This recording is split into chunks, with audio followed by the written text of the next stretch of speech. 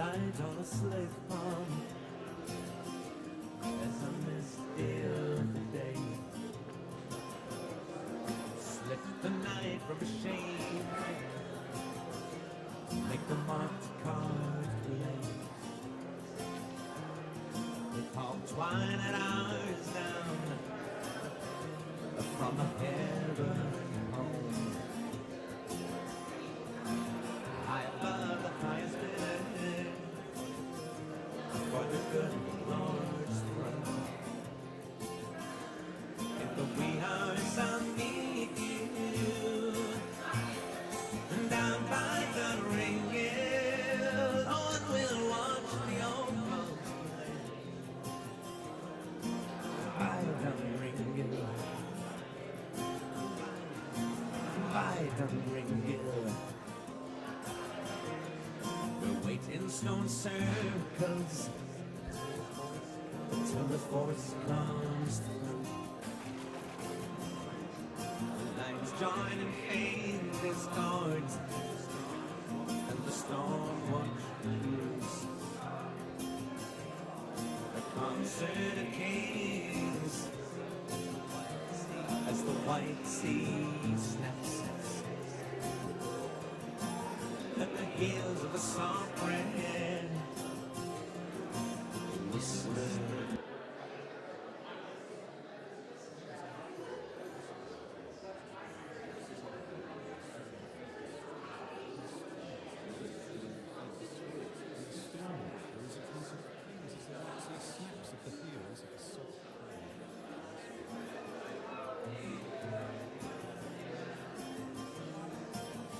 Light on a slave farm as I missed the day.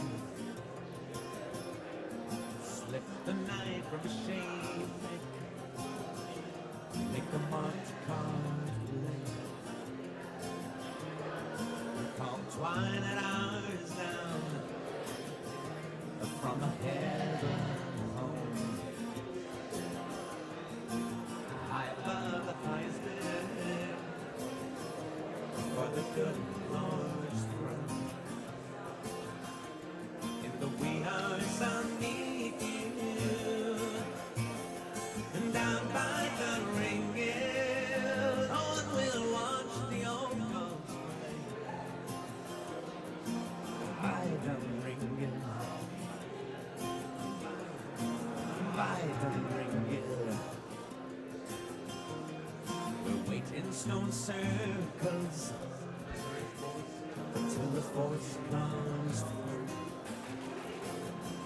The lines join and fade discords, and the storm watch brews. A concert of kings as the white sea snaps at the heels of a sovereign whisper. In the wee hours I'll meet you, and down by the ring, Lord, I'll take you quickly. Oh, by the ring,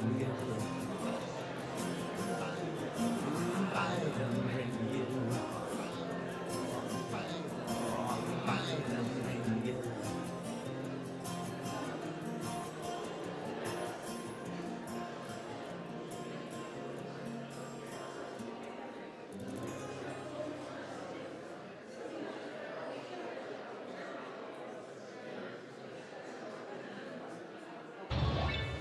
Spectacular! Spectacular! The words of lack can describe this great event. Will be done with wonderment. Returns are fixed at 10%. You must agree it's excellent. And on top of your feet, you'll be involved artistically. What do you mean by that? So exciting, the audience will stop and cheer. So delighting, it will run for 50 years. So exciting, the audience will stop and cheer. So delighting, it will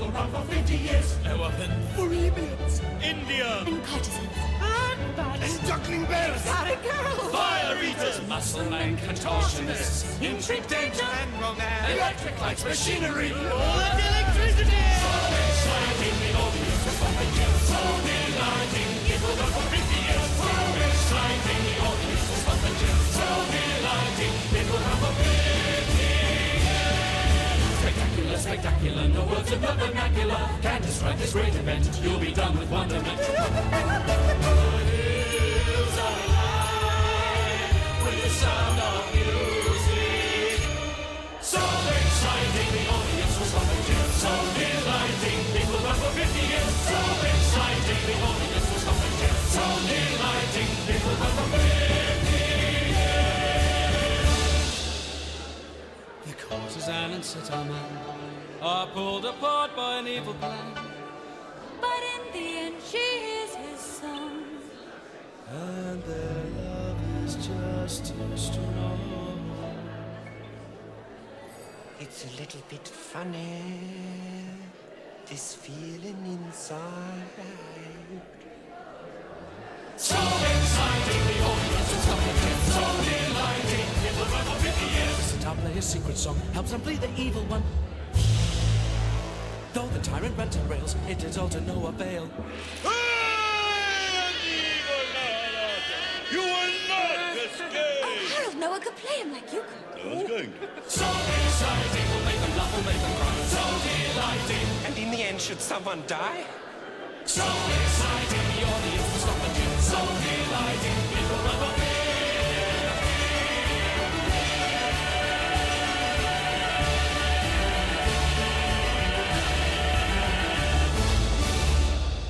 Generally, I like it.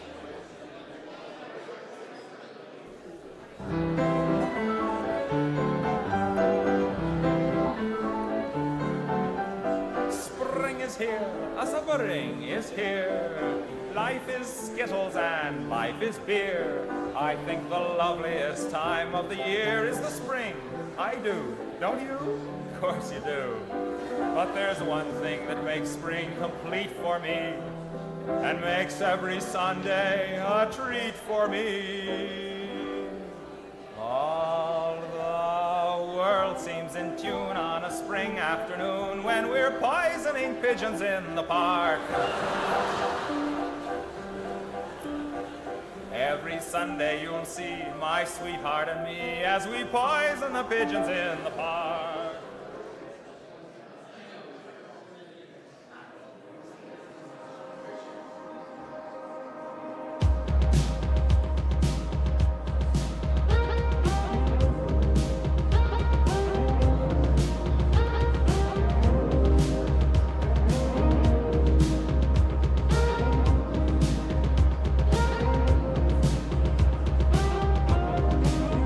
It doesn't hurt me, yeah, yeah.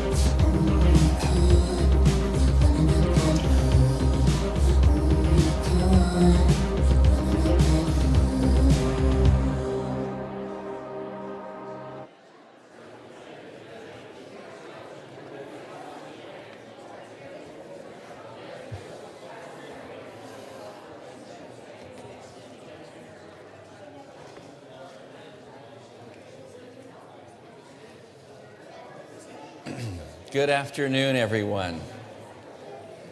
Good afternoon, God's beloved. Thank you so much for being here. My name is Jonathan Hall. I'm the senior pastor here at First Christian Church of North Hollywood. Thank you so much for being here as we seek to honor Richard's life together. The Bible is a story made up of a bunch of other stories, and there's this refrain of, surely God was in this place, was in this life. And so we gather together today to say, surely God was in this man's life who we knew as Richard, and to thank God for being that source of life. I want to draw your attention to two things. The music selection that is in between my prayer and the scripture reading, that was just played, so you'll get a full dose of me without any break of music. Sorry about that. The location for the reception, it is correct in the bulletin. It is incorrect on this card. This is correct. The bigger one is correct, because this is Ernie's. This is Eddie. We don't know who Eddie is. Don't go to Eddie's. Go to... Maybe he is waiting for us. Yes. But I invite you to please join me in a word of prayer. Gracious God, we give you thanks for sharing Richard with us. We're mindful of the many people who are blessed to know him. And it's clear through the many stories about him that he was truly a gift from you. Hug, laughter, wisdom, and a hand to hold, an abundant life. So God, we thank you for being the good shepherd for all of us, your children, in whose image we are all made. But today in particular, we thank you for being the good shepherd for Richard. We cry tears of loss today, but we also cry tears of celebration for the life of your servant, Richard. God, we ask you to bless his family and his friends, and we thank you for his life and the change that he had on all of those who knew him. We pray this in the precious name of Jesus. Amen. The family chose 1 Corinthians 13 for this moment, which is usually a text read at a wedding. Many folks who don't go to church know these words that I will read in just a few moments. However, as we reflect upon a life well lived and a life that reflects the love of God, it's fitting for a memorial service, a celebration of life as well. 1 Corinthians 13 is at so many weddings. Many folks know it by heart. In the hours of grief and remembrance, and it can be difficult to see what good remains. So Paul reminds us of three things that never change. One is faith. And I would say one needs to have faith in the possibilities and the goodness of others to be the stalwart office manager of the Teamsters Local 399, the drivers and mechanics union for Universal Studios. Richard was a vital part of our church as he curated our summer film series. Paul says that hope remains. For me, and I believe Richard, candles that we have throughout our sanctuary represent hope more than most anything else. They're small glimpses of life in the midst of darkness, especially this time of year as the nights grow longer. Richard knew about hope and light in another way as well, as an avid theater photographer. He became a popular still photo resource for all kinds of performances, and he enjoyed working with dancers and capturing their grace. And finally, remember that love remains, as Paul shares with us. The greatest of all things is love. Love always remains in the midst, even as we are here to remember his life. When all seems to be lost, love remains, especially love for family and friends. Richard loved many things, including book fairs, and planned well in advance, I hear, to meet his favorite authors, especially fantasy, science fiction, and graphic novels. Richard loved words, which led him to work on several screenplays. Paul tells us the greatest of these is love. And a great example of Richard's care and his love is he would notice when a car was not moved on a street after a few days. I notice and I'm wondering what's going on, but he would notice and would go to the owner and make sure that everything was okay. His social breath, his joviality created so much joy, and his eye for detail flagged it for many if anything was out of place. Truly, his life was a life of love, echoing that of one that Paul shared many years ago as he wrote to a group of people in Corinth. I like to describe Corinth as ancient New Orleans, with all of its struggles and all of its wildness. It was a group of people who were held together of extremes of east and west, and Paul wrote to this community at least 6 or 7 times. We merged them all into 2 letters. A group of people who were just like us in many ways, who love art and culture. And so I invite you to hear these words from Paul's letter. Love is patient. Love is kind. It is not envious or boastful or arrogant or rude. It does not insist on its own way. It is not irritable. It keeps no record of wrongs. It does not rejoice in wrongdoing, but rejoices in the truth. It bears all things, believes all things, hopes all things, endures all things. Love never ends. And now faith, hope, and love remain. And the greatest of these is love. This time I would like to invite Nicole to come forward. And there'll be a time later on in the service where anyone who would like to share some words, you are invited to do so. You can go to the floor mic or the mic over there.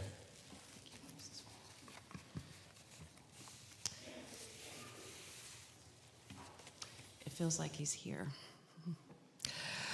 I am speaking on behalf of the employees and members of IATSE, IATSE, Local B192, several who are here today.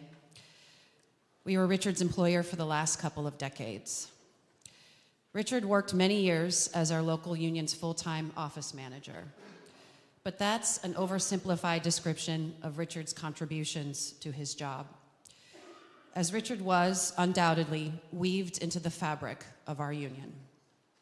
In some ways, and at times, he was the fabric of our local. Having been the face of stability throughout years of leaders and members coming and going, Richard was always there, and not just to ensure that the paperwork was done or that the phone calls were answered, but so much more was achieved, and the protection of our local intact because of Richard.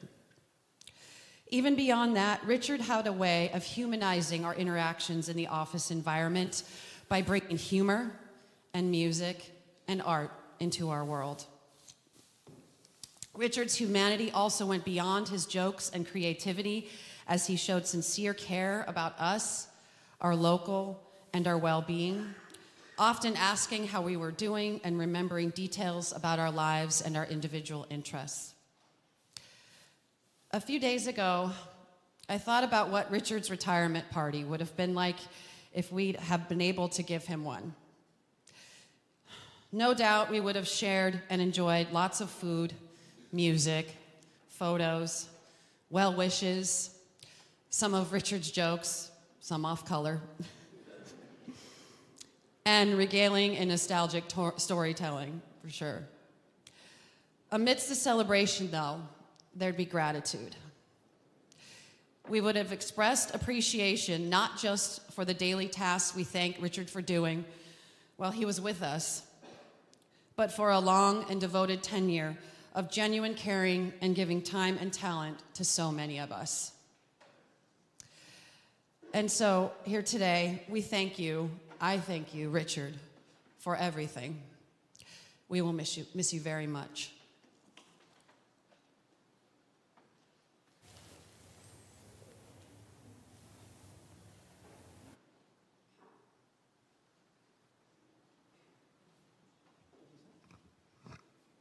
Thank you. Hi, I'm Tony Figueroa. I'm a friend of Richard's. You will see a photo of me showing up there. I was a lot thinner. I didn't have gray hair or facial hair. And I met Richard in the summer of 1989. We were tour guides at Universal Studios. That time period was forever known as the earthquake summer. It was long. It was hot. There were a lot of hours, a lot of overtime, and very little pay. But things were not all bad. We made lifelong friends during that summer. And Richard and I and several others, we formed an improv group. We called ourselves Unskilled Labor because during the prior contract negotiations, that's what management called us. And Richard was hysterical, and the reason I pulled this out, Richard would add so much to a scene. A lot of times, he would enter a scene with an invisible cart, and he would just... And then he would just pull out stuff, you know, like a... You know, and usually the scene would end with some sort of self-mutilation or... Richard and I did a scene once where I'm a hypnotist doing a TV special, and things are going wrong, and Richard accidentally becomes hypnotized. And I'm cursing out the director of this TV special, and everything I am saying, Richard is doing. And so we're in a church, so I won't reenact the scene, but at one point, I'm going, what's wrong with the tape? Well, just take it out and flip it over. And Richard does a backflip on that line. But the thing that's most memorable, when during that time, Richard was doing a scene with another person, Ed Keller, and they were doing the usual improv trope of diffusing a bomb. And they were playing it straight, you know, red wire, you know, blue wire, you know, oh, we only got 2 minutes, and they're doing and they were just playing it straight for like 2 minutes, and then one of them is going, so what's that? And the other one says, oh, it's a wooden duck. And then the two of them just turned to each other and went, a wooden duck! Ah! And we lost it. And for the rest of that year, we would incorporate wooden duck into the conversation just to get Richard to do the same reaction. But for Richard and I, even in the union office, somehow we would incorporate wooden duck into the conversation, and nobody probably knew what we were doing, but it just turned out that way. God forbid, we'd be in a public place and there would be a wooden duck in the decor, you know, because, yeah.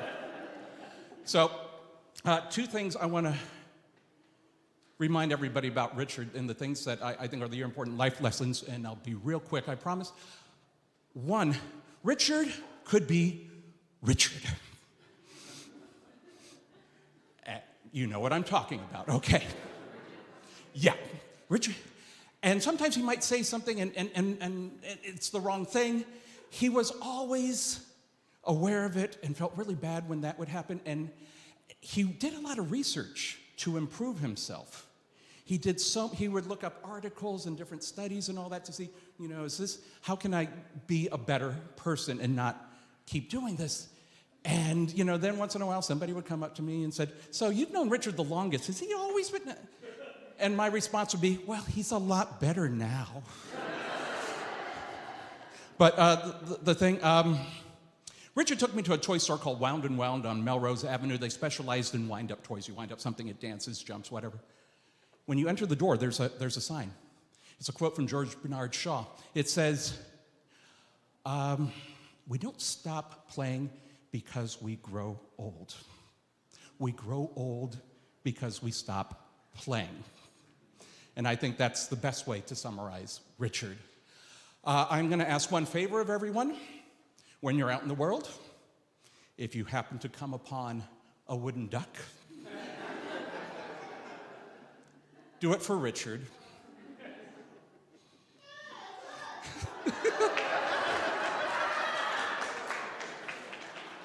Yeah, work on that.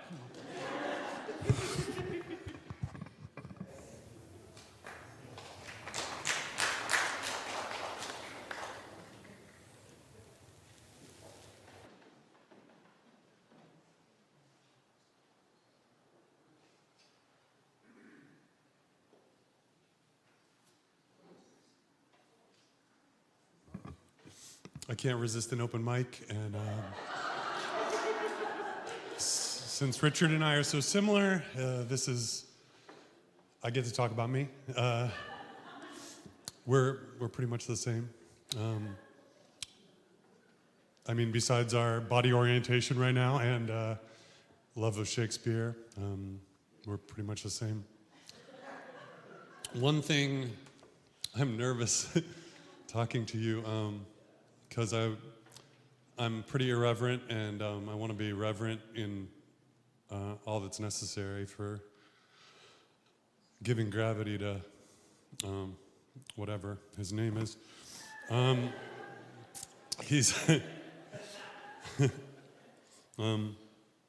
one thing, a thing that we have in common is that I think that we both come across as arrogant when you first meet us, and then you realize that we both have hearts where we really want to serve people.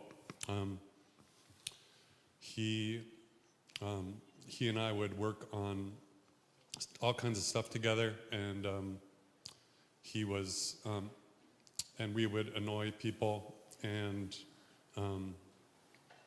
then make amazing things happen for them.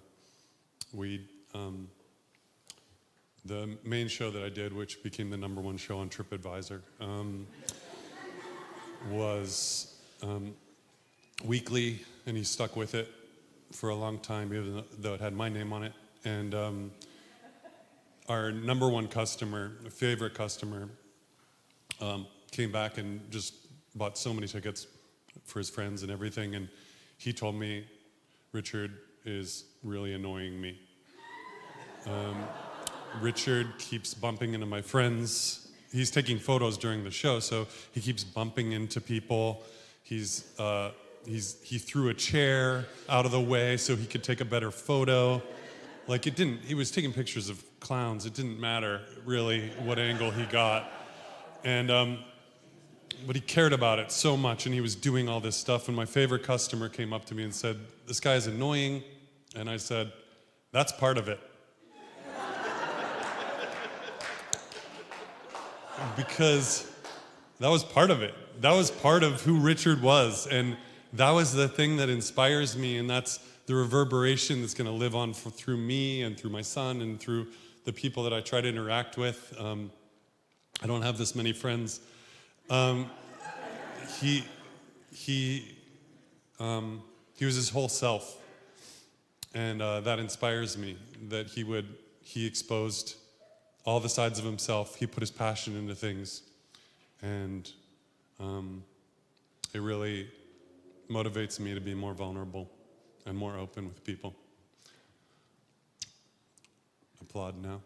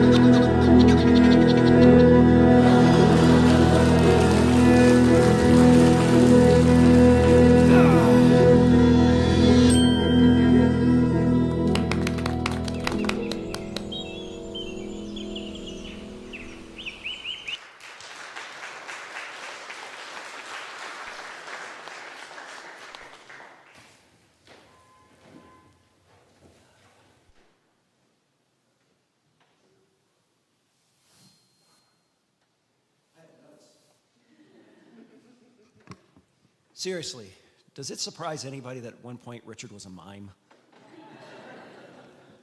I didn't know him at that point. I'm Richard Brewer, sometimes called the other Richard. More often than not, just Brewer.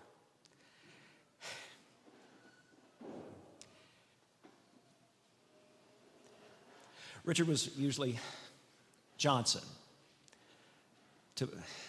when we were out among other people, but to me he was just Rich or Richard, sometimes Sparky, and sometimes brother. We met when we were students at Fresno State. I can't actually tell you when we met. If Richard was here, he could tell you when, where, what we were wearing, and what was on TV that night. But what I can tell you is it breaks down for me for this. There was a part of my life that Richard Johnson wasn't in it. And then he was for the next 45 years. And over those years, we went through everything you could think of. Not once did we have a road trip to Disneyland with 2 sock puppets and a trunk full of ferrets. I swear to God. Didn't happen. Didn't happen. But those times, those years, they were full of all the ups and downs that you can possibly think of. Divorces, laughter, theater. We acted together. We wrote scripts together. He was in 2 anthologies that I edited, all available on Amazon, by the way.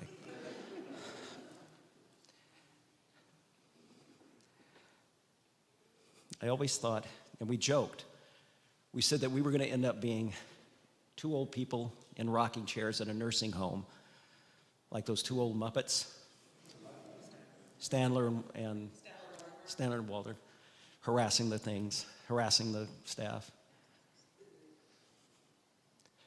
But the universe had other plans, and it's not fair.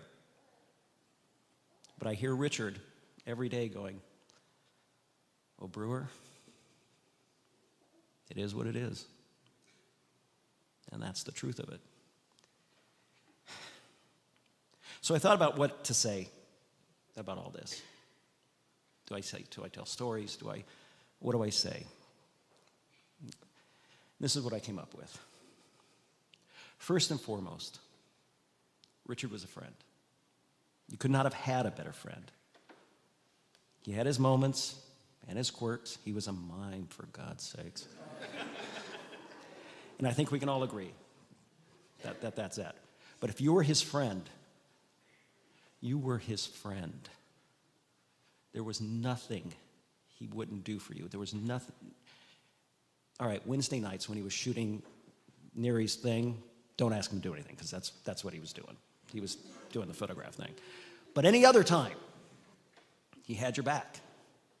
Needed a place to stay, he would stay. If you needed someone to watch, if you needed to watch your animals, he was there to do it.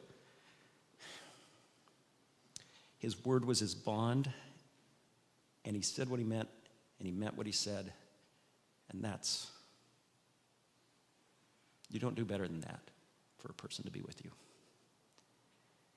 And the other thing that I kept thinking about was how much he loved creating. As an actor, as a writer, as an artist, and as a photographer, where I really think he came into his own. He discovered that over the past few years, and his photography was amazing. But it wasn't just his creation. He loved other people's creations. He loved other creators. Books, authors, clowns, art walks, theater, and Disneyland. If he could have figured out how to live at Disneyland, he would have been there.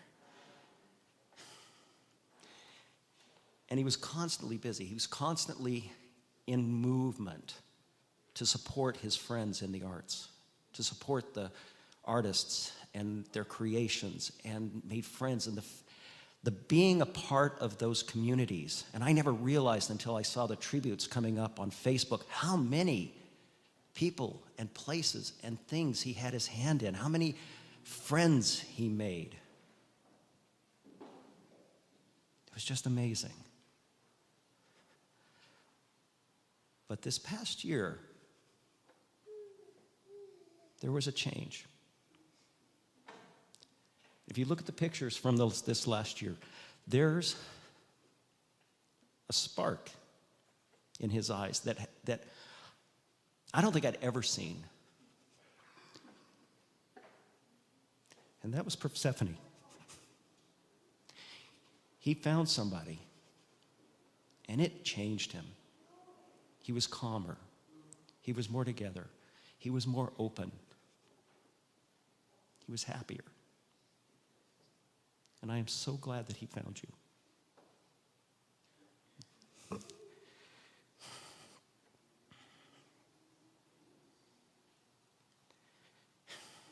Last time we had dinner together,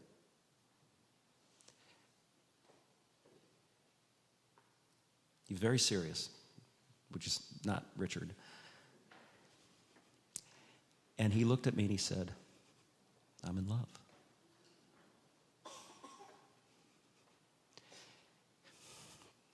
It's not fair, and this sucks. But I hear Richard. Brewer, it is what it is. And that's the truth of it. The other truth is,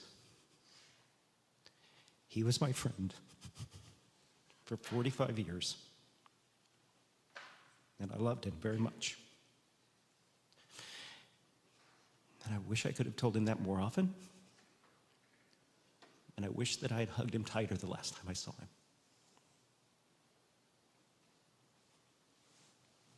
That's it.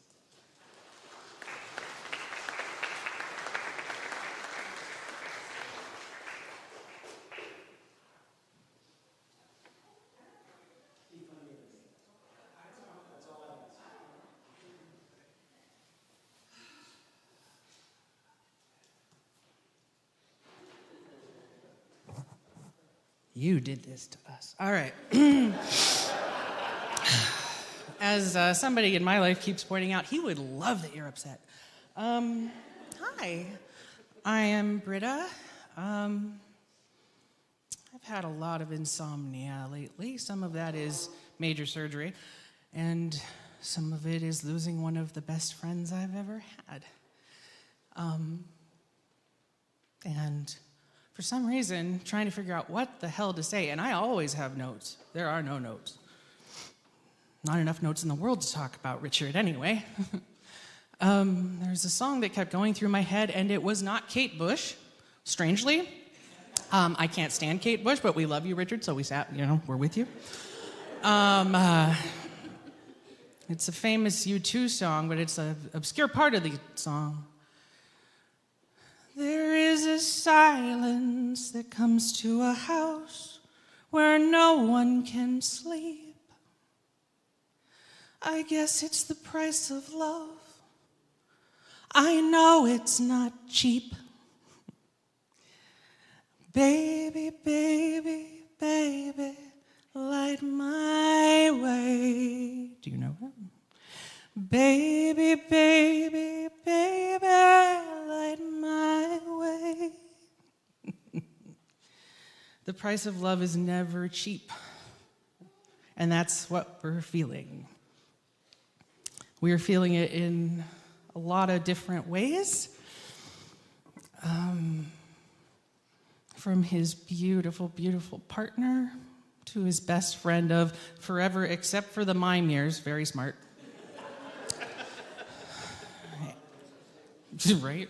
You showed up at the right time. I was his friend of about 10 years, and we met because of our dear friend Liz Houston, who's sitting right there, at an art opening. And we became fast friends. He called me at least once a week just to see what was going on. He was my late night friend. Why are there no late night people after 40? What is that? I think I had one of the quieter friendships with Richard, which is ironic because he and I are both quite loud. We have reputations. But I didn't know him through performance. So I went to a million performances with him. I saw him perform. I think he saw me perform various capacities. But it was much more about, how are you? He was really good at centering with the people in his life that he could center down with. He was an amazing performer, and he was an even better friend. And I think that song kept coming up because I think we're paying that price of love. I know I am, I know you are. I think we're paying it so dearly because we're talking about a guy that understood the price. If you wanted to know about commitment, talk to Richard Michael Johnson. Better yet, watch him. And you are correct that he did get better. You know, I met him, like I said, 10 years ago, and that was the first thing he told me. He's like, I'm better now. You should have been there. And Brewer and I only recently got to meet, although I feel like I've known you for years because he talked about you all the time. But he, you know, we both agreed there are a few people who could anger us more than Richard. There are a few people who have offended me, actually, legitimately, as deeply as Richard, and there are a few people who have ever been able to give me a true apology. There are so few people in this world who are willing to love, because being willing to love is to love imperfectly.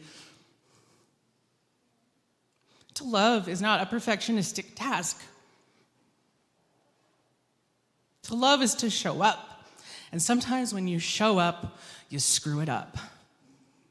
And that's okay. It's really not okay that you're gone, though. I really wish you had not done that. But beyond that, Richard loved improv, and he loved participatory theater. So I'm springing this on you. Sing with me, we'll do it 4 lines. Are you ready? Because we should be watching his example.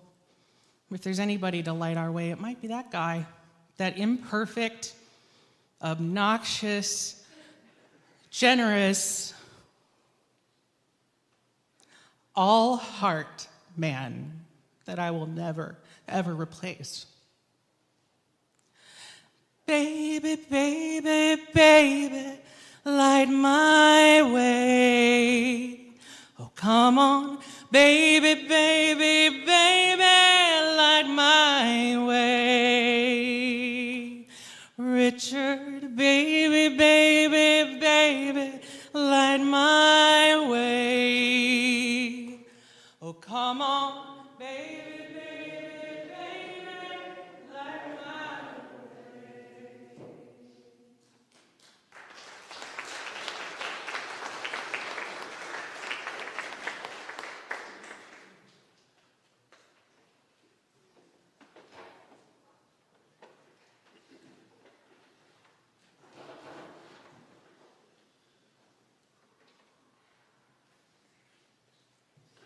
I can vouch for these two. I knew Richard 10 years ago, too. I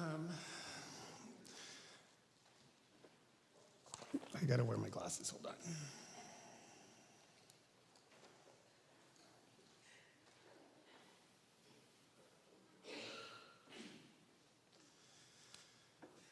For those of you who don't know me, my name is Roger Fojas. I'm not always the best at saying things in these circumstances. I tend to either not say enough or I ramble on. But I'll try to make my best at making this feel right. It's hard to remember how long I've known Richard, but our connection together came through clowning. Perhaps in 2013 at Scott Nary's Slapstick Convention, where we'd all learn how to beat each other up for laughs. That kind of stuff. He was amazing at the pratfalls. Wham!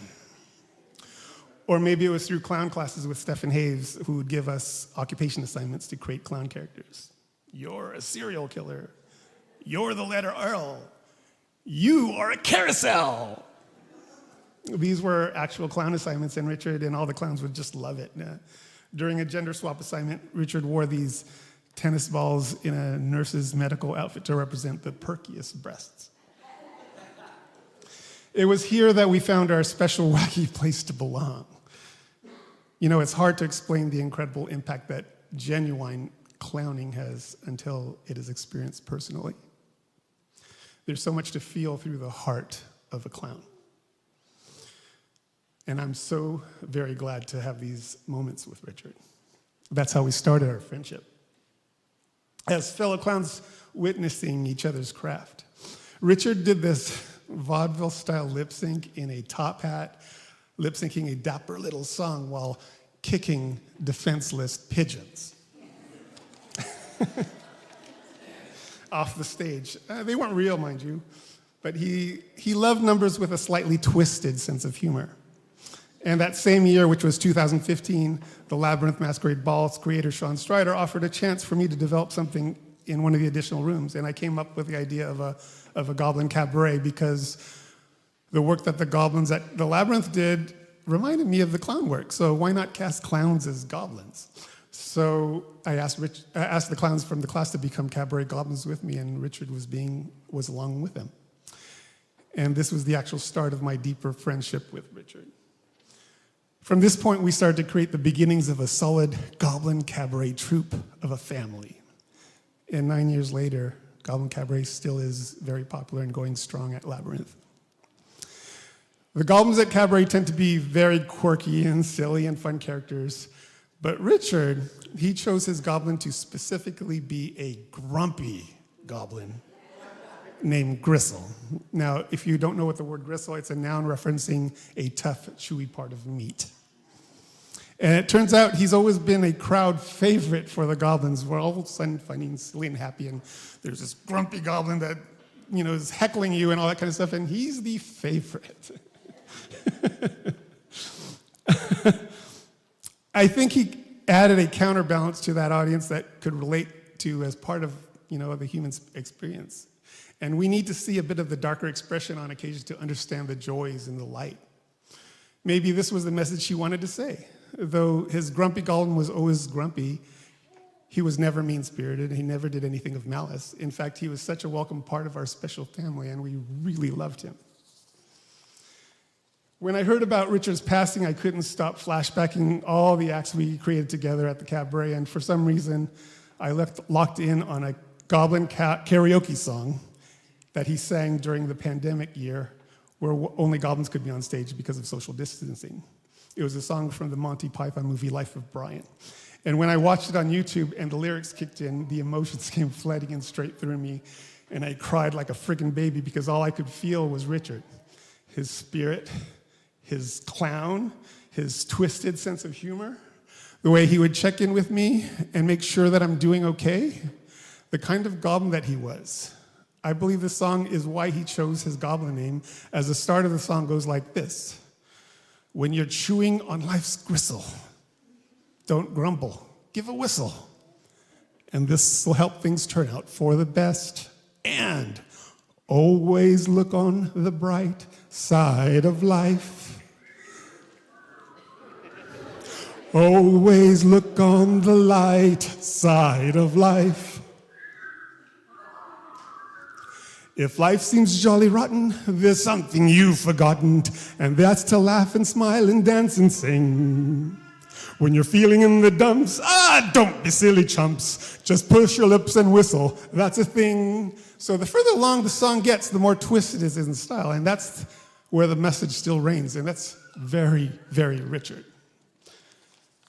This was the spirit that Richard and I felt when I listened to this song, and that's how I imagine his words that he's saying to us and each of all of us today. So thank you, Richard.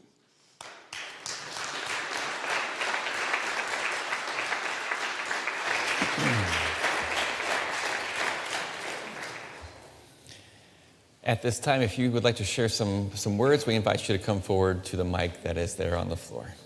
I am psychic.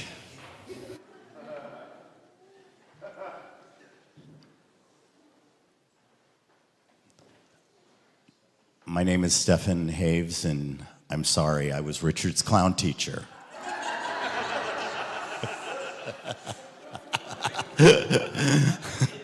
Yeah, I'm sorry. I really, oh my goodness. Richard would call me out of the blue all the time and said, "Are you going to do another class? Are you going to do another class, Stephen? Oh, I heard you just did a class in Vegas. I want to do the next one. Tell me when the next one's going to be." And you know something? I probably wouldn't have done as many clown classes if I didn't get that Richard enthusiasm. It was stunning. The grace and the, what can I say? The, like he was home with us. He was home in the room with us. And he's like, you guys, it was just, we didn't even talk about it. The cool thing about clowning is it's kind of therapeutic, but we never talk about it, It's just got to be fun for the audience, but we all were graced by the fact that Richard not only came to the class, but he chronicled our lives, every second of our lives. Imagine the angel that comes into your world, chronicles your life, and then leaves. What a blessing of a dude, man. I mean,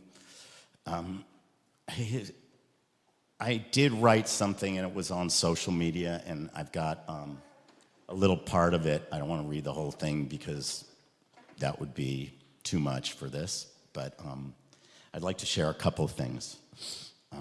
How will I remember him? In life, some folks kept secrets from loved ones. Others kept personal belongings which they pass on to their kids. I will remember Richard Michael Johnson as a man who kept his word. No one kept their word better than Richard. He would say yes with hell-bent enthusiasm, like a fool from paradise, who, there but for the grace of God, strangely landed within our midst at the darndest times.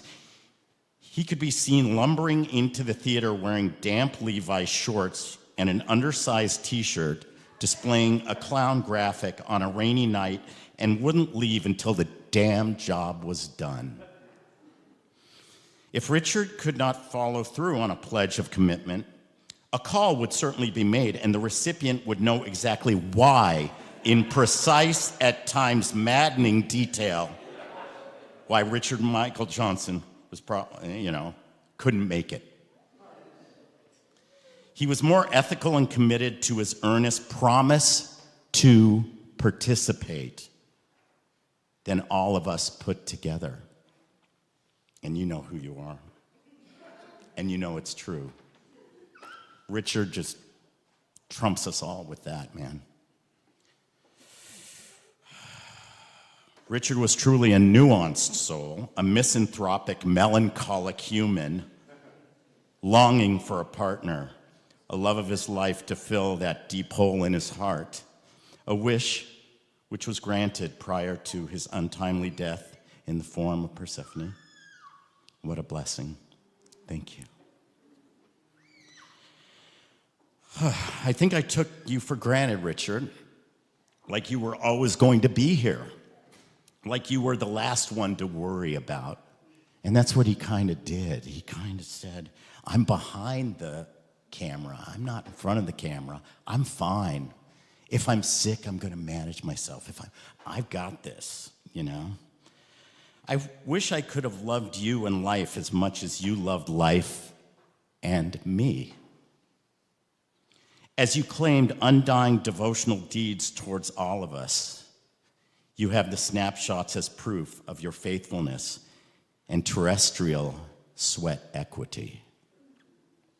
Upon reflection, I view my own judgmental nature as a limitation and your expansive passion of all humans as artists worthy of chronicling as a noble credo. I hope to one day achieve such kindness, tolerance, and care. I'm still learning, Richard. I did not realize the depth of your angelic fortitude, and now I treasure you in memory alone and in your photos. Richard, it is time for you to rest. Rest as you return to, I'm not sure where. I know it's not here. Up you go, ascending to that ephemeral cloud of unconditional love you came from. As we yearn down here for another taste of your wisdom hidden within the human we knew to be Richard Michael Johnson. Turning the camera and focusing on you, my friend. What a gentleman, what an honor. I'm humbled. Thanks.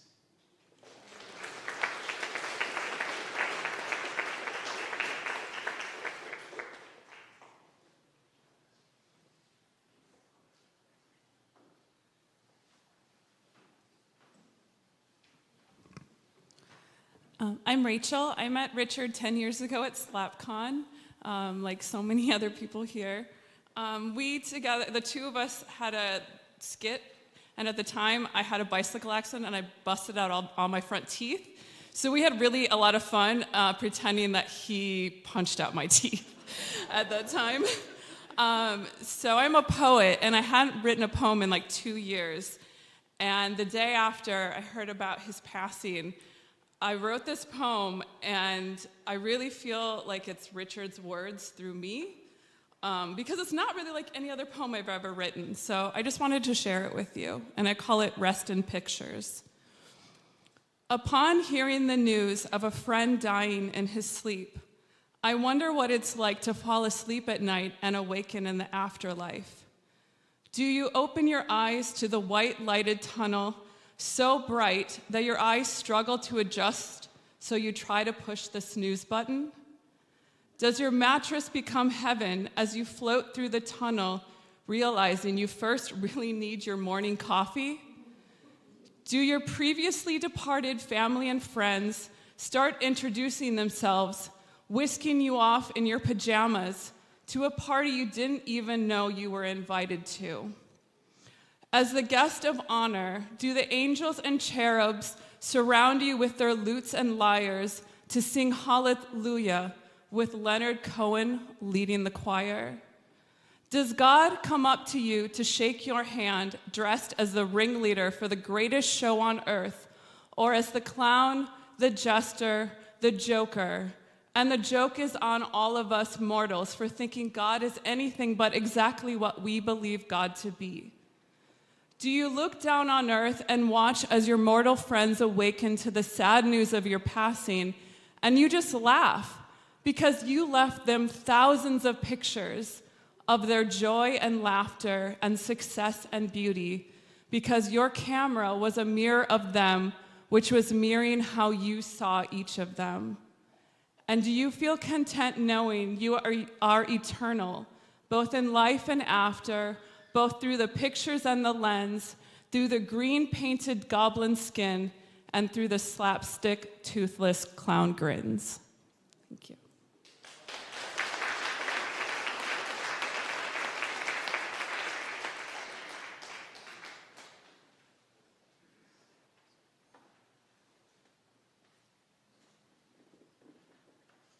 Hi, I'm Jennifer, and I also met Richard at the Slapstick convention. And, excuse me, I remember being particularly impressed. He was really talented and really good at these difficult moves. And then on top of it, he had his camera and he was taking pictures. And like others have said before me, when I went back, I realized he had chronicled 10 years of my life, and I really took that for granted.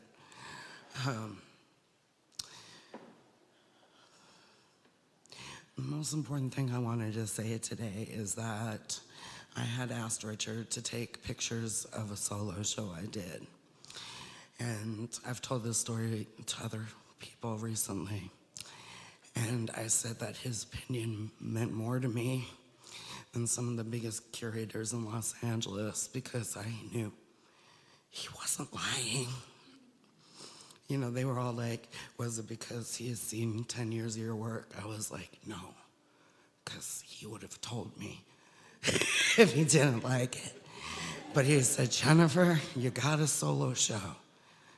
Just make sure to tuck your tag in or cut it off your t-shirt next time.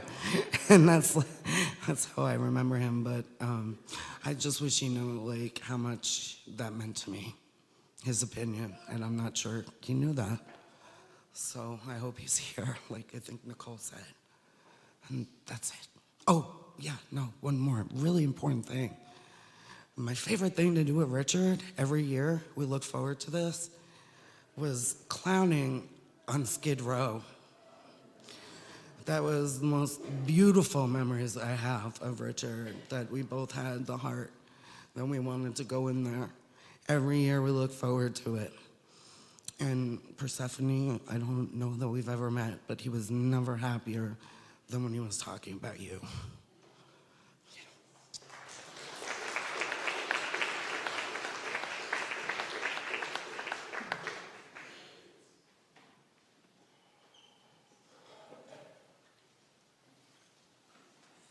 Hi, my name is David Akins, and I was a friend with Richard, and I also worked with him at B192. These are my cherished memories of Richard.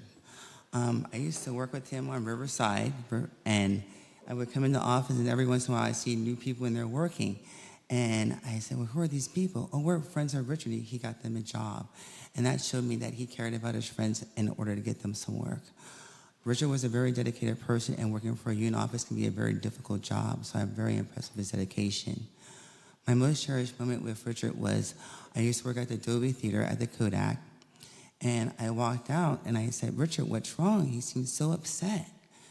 And I said, he said to me, I want to see the Nutcracker, and they're sold out of tickets. I said, well, I'm going to see the Nutcracker, and I happen to have an extra ticket. So you can come and be my guest if you'd like to. And he was so excited. And I knew Richard to be a hard worker, but I never thought he would be interested in the ballet. So it was very impressive to see him relax and enjoying the show. And then we had a couple of drinks. Later, I took a serious position in the union office and worked directly with Richard. And he would walk into my office and say, I want you to look at these papers because you care so much about the union, and if anybody's going to say anything about it, I know it's going to be you. So I said, well, thank you for thinking about me. And that's Richard. He's always thinking about what other people think, which made him an excellent writer. He wrote wonderful script plays and showed me great pictures of the place that he was in. He would often come to me as a cherished memory and talk about how he worked at the tour, and he always talked about the kit car with the Knight Rider. And later, I walked out in the office a couple of days, and sometimes we do give Richard a lot of work. And he says, I got to get all these Constitution and bylaws envelopes mailed out to the membership, and I don't think I can do it in time. So at that time, I had 2 twin kids, and they walked over to Richard, and they said to him, we'll help you. And I never seen him light up so much when his little kids came over to help him fold the envelopes and everything. And it was like, wow, he was a part of my family, because I'm not here by myself. And next thing I know, he was taking pictures of the kids and getting attached to them. And my kids are in entertainment, and he's in entertainment. And I just thought that was so cherished, memorable of him that I'll never forget it. Richard always thought a lot of things. And just by looking at his picture, you can see that even though he's not saying something, he's thinking about something.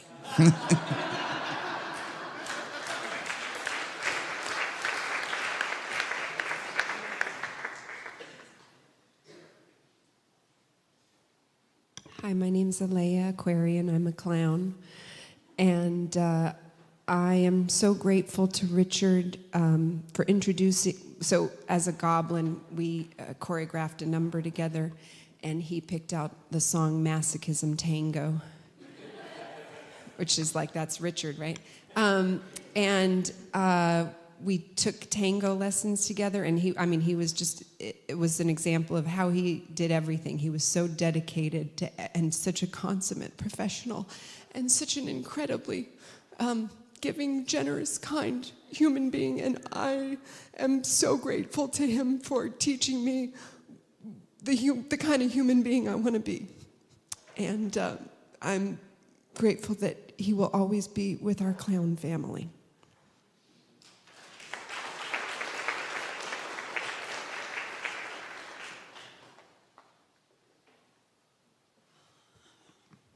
It's such an honor to be able to say what Richard meant to me.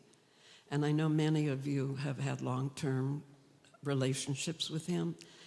However, I'd like to share with you the first time I met Richard, and by the way, that was my daughter, Alea, who just spoke, and I consider myself a clown groupie.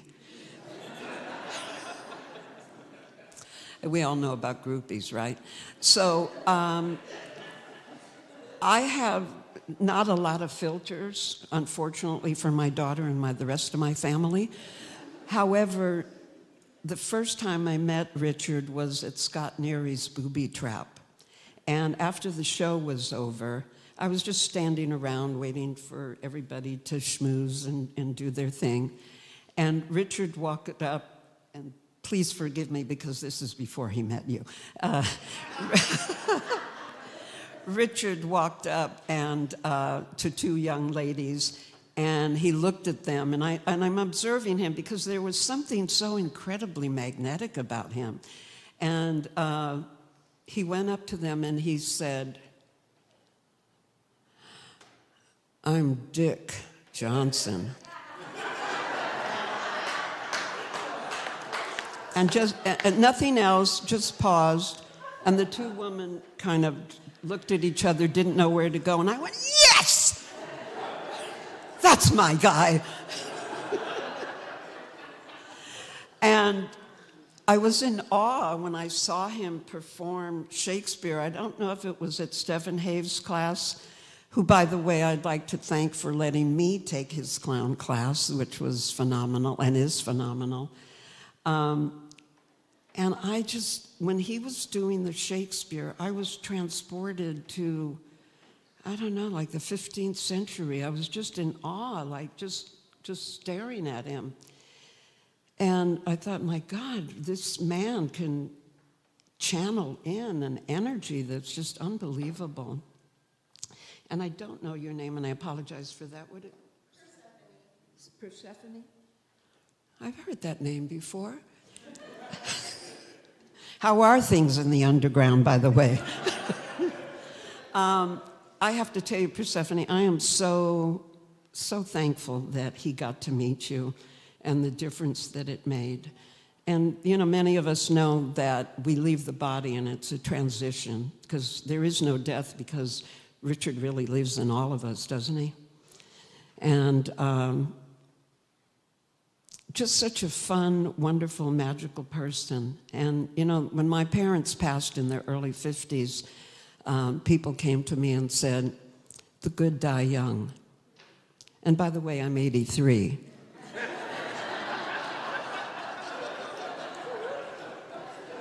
I already said I don't have a lot of filters, so. But the thing about this clown community, we need, and also I see the wonderful person who created the Labyrinth, who's changed everybody's life.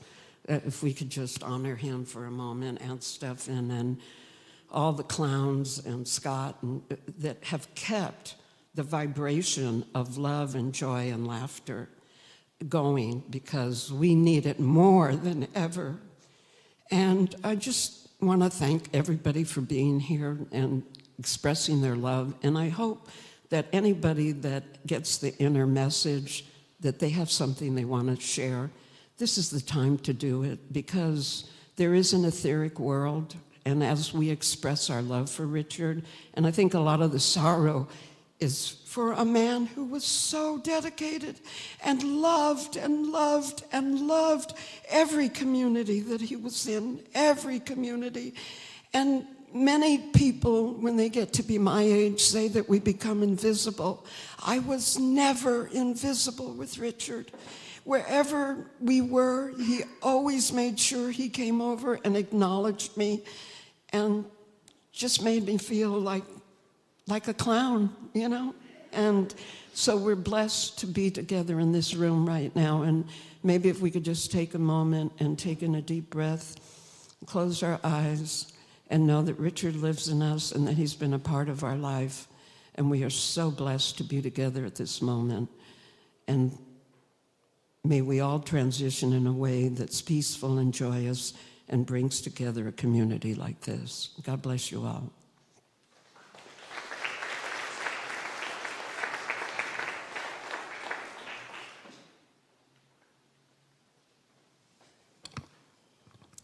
Hello, my name is Atlas, and I am a goblin. You know, I grew up always hearing how a picture is worth 1,000 words, but honestly, the pictures that brought memories to us because of Richard are priceless. He was many things. Quirky has been mentioned multiple times. He was insanely talented. He was generous. And he was also a liar. Let me explain. So, I inadvertently joined the Labyrinth group because I was dating one of the stage managers of the Goblins, who is known as a Goblin Wrangler. My partner Gavin told me one day, he's like, well, you know, I do the stage work for the Goblins. I keep them hydrated, I keep them going, I help them out. And he asked if I wanted to possibly help out, and I said, sure, how hard could it be? And the ones laughing the loudest are the ones causing the most problems, by the way. When I met Richard, I'd met him at a random practice, one of the rehearsals in Griffith Park, and everything seemed normal and seemed nice, and then I worked the event. And before the show started, he put his hand on my shoulder and he told me, you know, you're gonna see a lot of weird things on the stage. Try not to overthink it. And this is where he lied. And don't worry about it. And I'd met him 3 years ago in 2021 during the pandemic year of our event. And so, as it was mentioned, only goblins could be on stage. And also people who worked the event who were vetted. So I was a plant in the audience during the goblin dating game. And so I got to be a contestant to try to win the hand of one of our green goblins. And during that time, I broke the MC with a really terrible pickup line. And afterwards, I don't remember who, but one of the goblins jokingly told me, you're one of us now, you're totally a goblin, that was your audition. I thought I was joking. The next year, I ended up being a goblin. I still don't know how that happened. But Richard would continue to tell me not to worry, or tell me, you know, like, oh, it'll be fine, we don't go overboard, we don't go over the top, like, we're very reasonable. Lies. All lies. But at the same time, I still trusted him, because he would see that I was still very new, and I would be shaking when I was first going on stage, or when I was trying to figure out my way, and he would just quietly just put his hand lightly on my shoulder and whisper words of encouragement or give me advice, because he would just be able to see when I needed it, and he knew how to help calm me or how to truly help me. He may not have been the center of attention in every room, but he found a way to be the heart, or part of the heart, of every group that he was in. He truly is a memorable person, and as I think about all the different shenanigans we got up to and all the worry I had being around him, I just remember so many wonderful things. He may have been a grumpy goblin, and his expression may have been very serious and glum at times, but there was always a spark in his eye. He was always smiling in his eye. And I noticed when there was that spark in his eye, you had to worry, because he was thinking something, he was up to something, he was planning something. And like I said, that spark was always there, so I was always worried. One of the first things I noticed about Richard was that he had a flip phone when I met him in 2021. I was trying to figure out if he was like an off-the-grid kind of guy, a conspiracy theorist. I was very worried. I found out he didn't really use Facebook very much. He didn't know how to use the Discord or things. Like, it was very difficult to communicate with him because the goblins communicate through Facebook. So it was interesting learning about him. When I started working with him more and started working on during rehearsals, at the time I was a Starbucks barista, and Starbucks baristas get a free pound of coffee once a week. And so I'd offered to all the goblins, you know, if any of you ever want to take me up on a pound of coffee, I'm swimming in coffee, please take some. And I remembered him just saying like, oh, I don't drink coffee or anything, you know, I don't need any. And then one day something changed. He came up to me during rehearsal and just quietly said, you know, so is coffee still available? Because there's this woman who loves coffee, and I think she'll really enjoy this. And he was a little bashful while he was saying it. He was like, I don't really know too much about coffee, but I would like to get her something that she would enjoy. I've started seeing her recently, and I want to know how to make her coffee so that she'll be happy. And so I brought him Persephone's first bag of coffee from me, and would give him a few more after that. And that was when, even though I barely knew him, I saw a change in him. He was a little bit gentler. There was a little bit more of a spring in his step. And he would only slip in small mentions every now and then of Persephone. But I would see slowly throughout the next upcoming year how he would just brighten more and more, and how much love was just overflowing from him because of how much light you brought into his life. And though his time with us was cut short, knowing that he went out on a high note, that he truly couldn't have been happier, surrounded by all of his friends with such amazing communities brought together from all over, makes me know that I don't think he would have had it any other way. So thank you all for being parts of Richard's heart.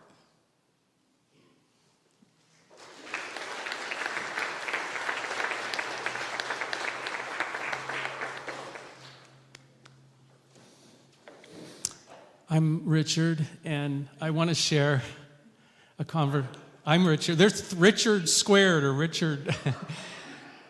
Richard was over my apartment once and told me a twofold purpose he felt for his life that I want to give it to all of you as kind of a gift, because I faced my own mortality recently with some health issues, and the conversation we had crystallized to me as the best purpose I've ever heard, and it's one I'm committed to with whatever time that I have, and I offer it to all of you. I think it's just so good.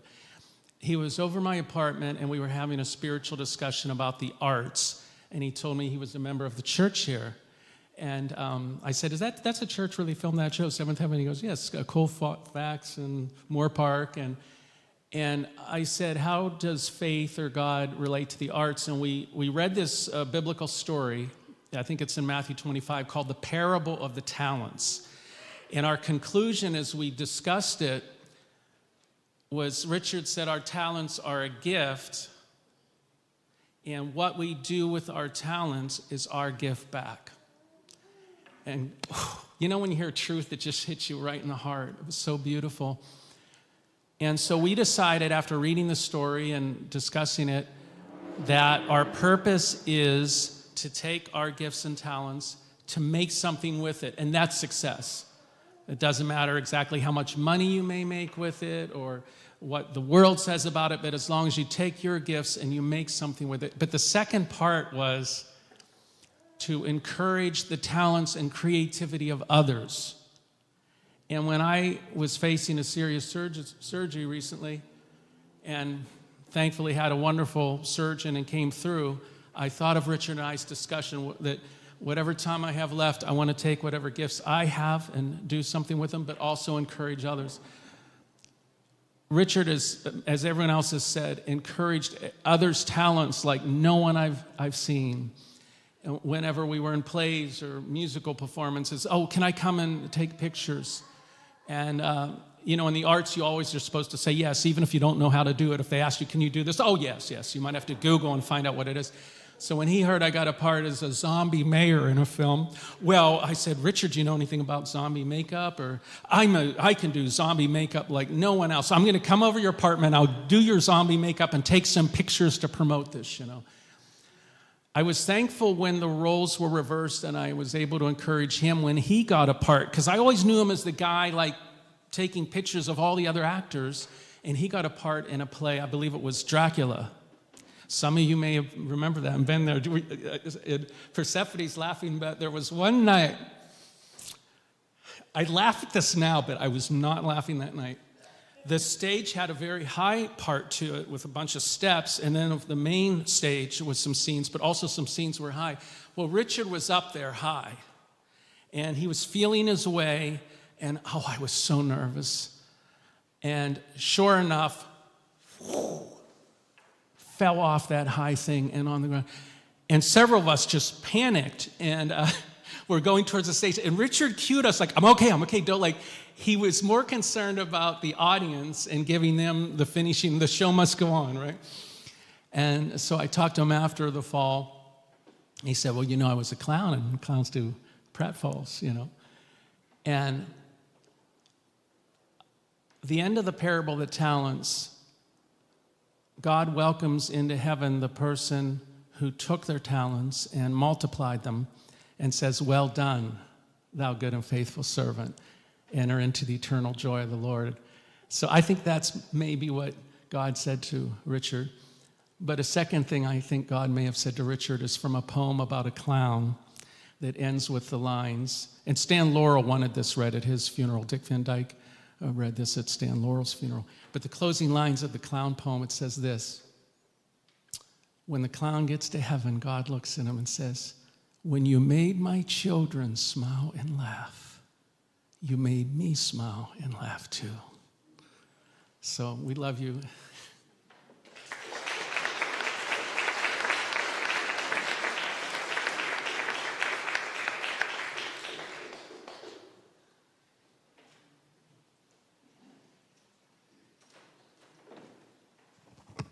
This is not set up for short people. So I'm Gavin, since Atlas already introduced me. I'm one of the stage managers for Labyrinth of Jareth, sorry. I'm not used to being in front of people on a mic, as you can tell, so I'm a stage manager. So I first met Richard back in 2016 at LOJ. I don't have like a lot of fun stories or adventures because most of my time spent with him was building sets, fixing makeup, trying to wrangle goblins because he was one of the people they listened to besides me. But I wanted to share a little bit about the impact that he left on my life. One of my first interactions with Richard is actually that he intimidated me. He terrified me because I met him as Gristle, the grumpy goblin. As you can see, I'm pretty short, so having Gristle being as tall as he was and angrily shouting at me in goblin-esque things was really terrifying. So I wasn't sure how I felt about him at first. It wasn't until after when we were taking down the sets for the show and I started to notice how helpful he was and how he was the first person to always go, how can I help? What can I do? No matter what he was doing, if he was tired, if he was hurting, he would always be the first person to help. And that really resonated with me and made me actually go chat with him and be like, hey, I'm super helpful. I like to be helpful. What can I do to help you? Because you're helping everybody else. And we bonded a lot over that, our love of dark humor, because I'm a little bit of a pessimist, and it was nice getting to meet someone who also was so kind and loved showing their kindness and also had that little bit spark of darkness that was still okay to show people.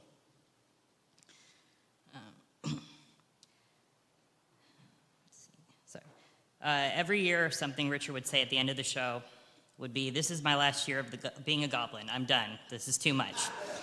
And every year, he would be back on the stage. I think he would really appreciate that the first thing that my brain decided to supply me with when I found out the news of his passing was, well, at least he finally got his wish of this being his last year as a goblin. I felt horrible for thinking about it at first, but then I realized he would have probably made the same joke. One of the most important things to me about Richard is that when I first came out as transgender, I transitioned during our time at the show, and he pulled me aside at the first meeting after publicly coming out and went to me and pulled me aside and said, hey, how can I make you feel safer? How can I make this world better for you so you feel accepted and you feel that you are safe in my presence with everybody? And that really, really resonated with me because I was going through a lot of dark times in my life at that time. So having someone pull me aside and ask me, how can I make you better, was just what I needed. And I appreciate that to this day, and that was the one thing that I will always cherish about him. I'm glad to have known him for the almost decade of my life that we knew him, and I wanted to share one of my favorite quotes that is, "What is death but love preserving?" And I know that his love and his light and his kindness will continue to show through not only me, but all of us here, because there's no way you could snuff out a light like his, and it's going to live on with all of us.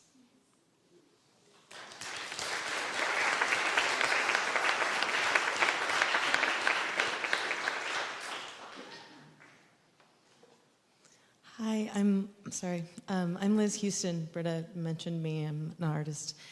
I met Richard, I think it was 12 years ago at one of my art shows, and the reason I jumped up to speak was because Richard, I don't know where you are, but you just said about how Richard, he lived to like inspire artists and to support artists. So I met him at this show, and it was early in my art career, and we just became fast friends, and he was taking pictures, and we were laughing, and he took me aside, and he was like, are you okay? Is everything okay? And I was like, yeah, I'm just nervous. Like, this is my first big show here. And he's like, well, your work's really good. Except that one. You could do better with that one. You know that, right? And I was like, oh my God, thank you for saying that. I thought so too. But everyone told me it was great. He was like, no, you could do better than that one. And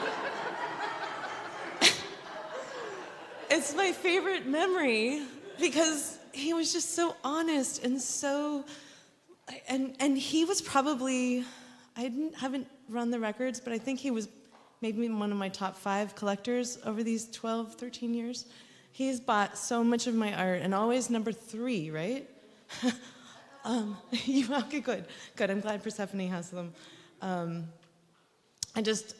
love this guy, and I'm so grateful that he graced all of us with his light, and thank you.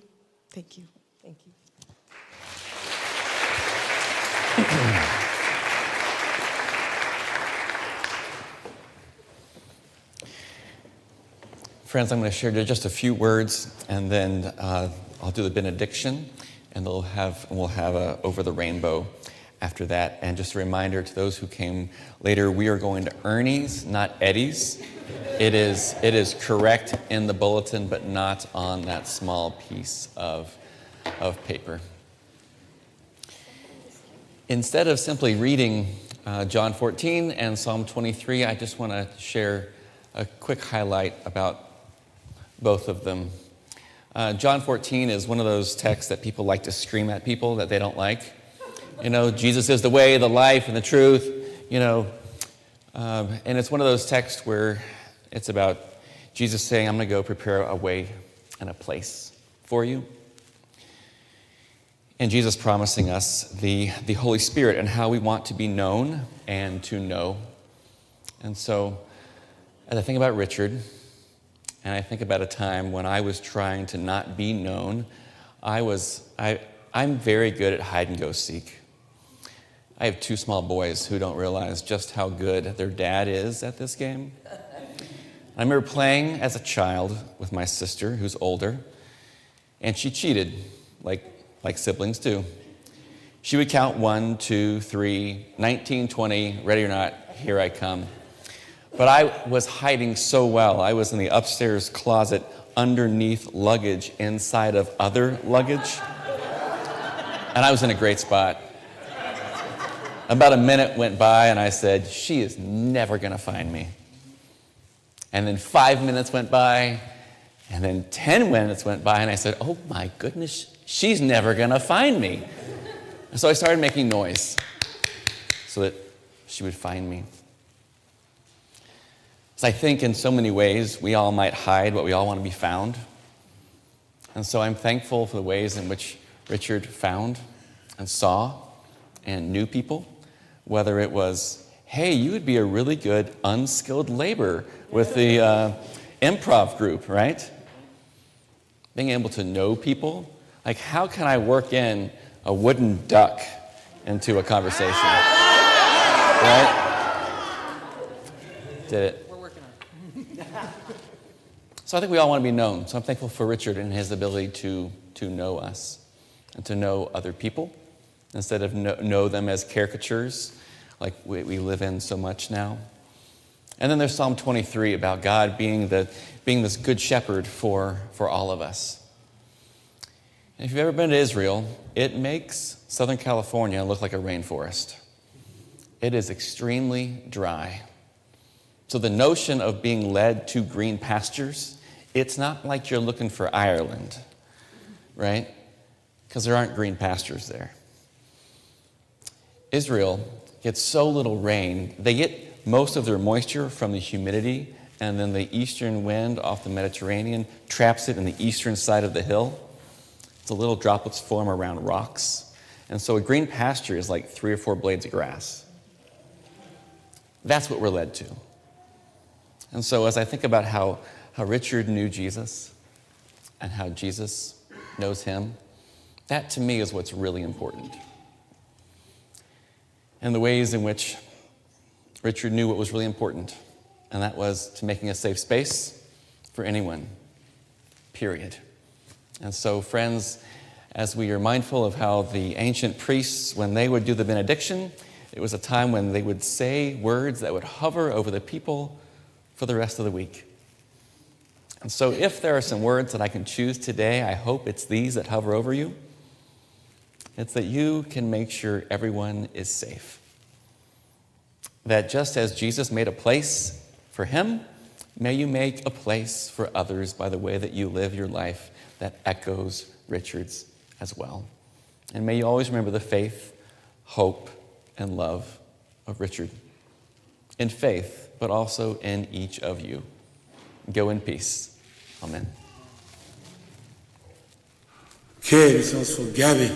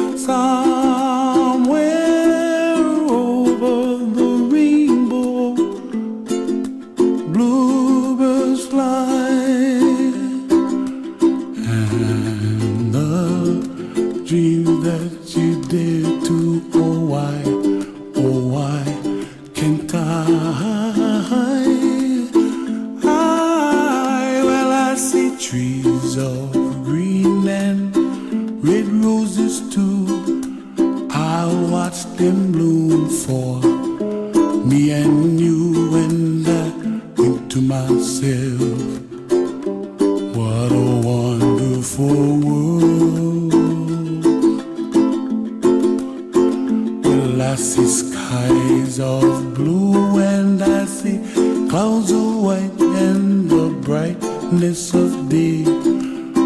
I like the dark and I think to myself, what a wonderful world.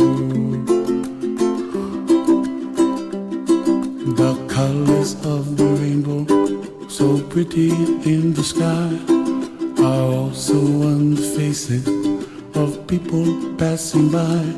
I see friends shaking hands, singing, how do you do? They really say, I love you. I hear babies cry and I watch them grow. They'll learn much more than we'll know, and I think to myself, what a wonderful world. Someday I wish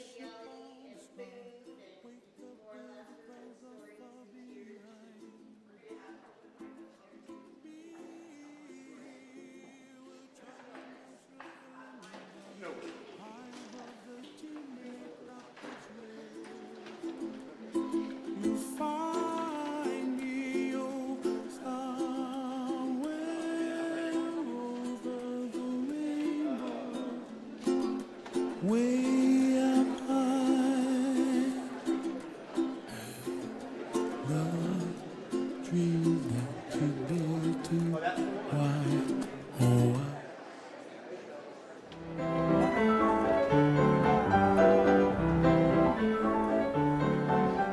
Spring is here, a spring is here. Life is Skittles and life is beer. I think the loveliest time of the year is the spring. I do, don't you? Of course you do. But there's one thing that makes spring complete for me, and makes every Sunday a treat for me. All the world seems in tune on a spring afternoon when we're poisoning pigeons in the park. Every Sunday you'll see my sweetheart and me as we poison the pigeons in the park. When they see us coming, the birdies all try and hide, but they still go for peanuts when coated with cyanide. The sun's shining bright, everything seems alright when we're poisoning pigeons in the park. La la, la la la la la. We've gained notoriety and caused much anxiety in the Audubon Society with our games. They call it impiety and lack of propriety and quite a variety of unpleasant names. But it's not against any religion to want to dispose of a pigeon. So